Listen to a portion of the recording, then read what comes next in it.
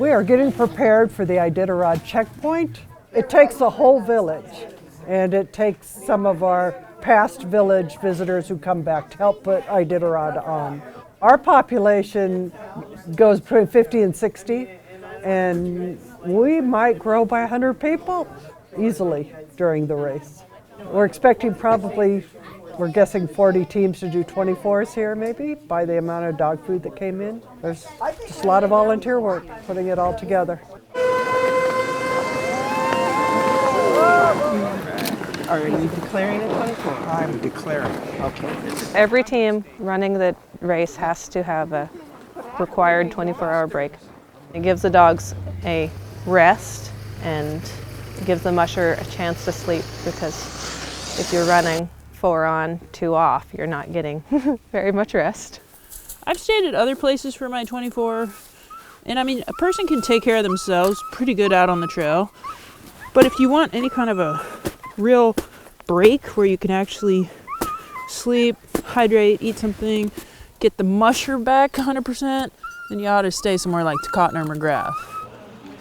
Maybe in the late 80s or early 90s, they made Takotna a checkpoint and a dog food drop.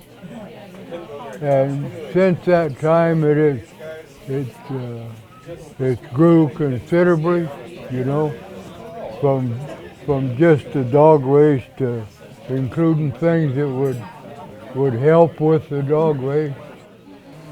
I'm one of these crazy people, like there isn't really a checkpoint I don't like. Each one is different. This one offers a lot more services.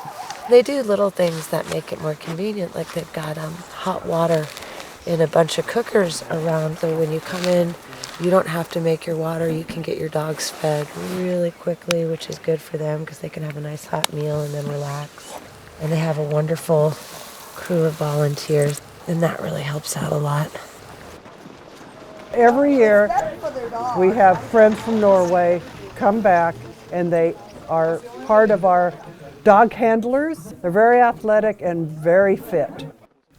We are volunteers in Iditarod. I always been fascinated with dog mushing and the sled dog. The teamwork behind the animals and the people I like to see. We have a lot of room in a field. I grew up in this village and I want to stay here. Every year the Iditarod comes through. It's one of my favorite times of the year. It's part of the reason why I want to stay in my village, because I love living out here. But it's a really small place. There's no stores. You have to be independent.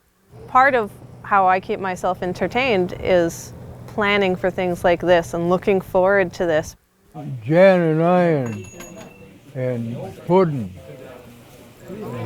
Anderson, we started the checkpoint and just brought it up from where it is here, and we've had the help of numerous good people to get it this far, you know, and I just hope and there's no reason why it shouldn't continue.